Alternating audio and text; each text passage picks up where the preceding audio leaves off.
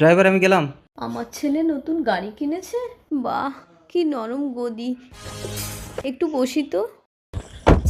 ওই দেখো বাবু গেটটা খুলে দিয়ে চলে গেছে। আরে আমি আছি ভেতরে, খোলো। খুলছে না কেন?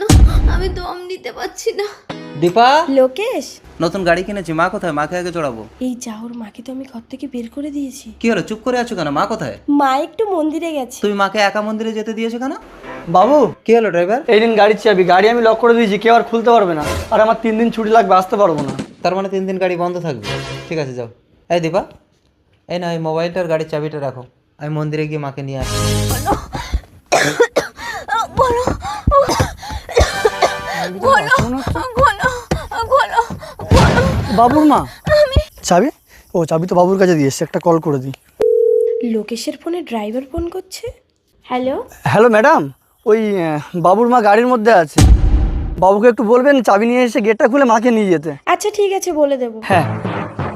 কিন্তু ওকে তো বলেছি মা মন্দিরে গেছে, এখন যদি বলি গাড়িতে আছে। দীপা, কি ব্যাপার দীপা? তুমি বললে মা মন্দিরে গেছে, মা তো মন্দিরে নেই। মন্দিরেই তো গিয়েছিল। আচ্ছা ঠিক আছে, অনেক রাত হয়েছে, শুয়ে পড়ো, সকালে দেখা যাবে। ওহ, অনেকদিন পর বাড়িতে এলাম, মাকে না দেখতে পেয়ে মনটা ভীষণ খারাপ লাগছে। 3 দিন পর একটু জল। লোকেশ মারা গেল। মা, মা, কি হলো লোকেশ? মা যেন আমাকে ডাকলো। দীপা, ওহ ভাল লাগছে না, গাড়ির চাবিটা দাও তো, আমি একটু একা একা ড্রাইভিং শিখবো। এত রাতে? হ্যাঁ তুমিও চলো, এসো। গাড়ি আনলক করে দিয়েছি, তুমি পেছনে বসো। কি হলো দীপা?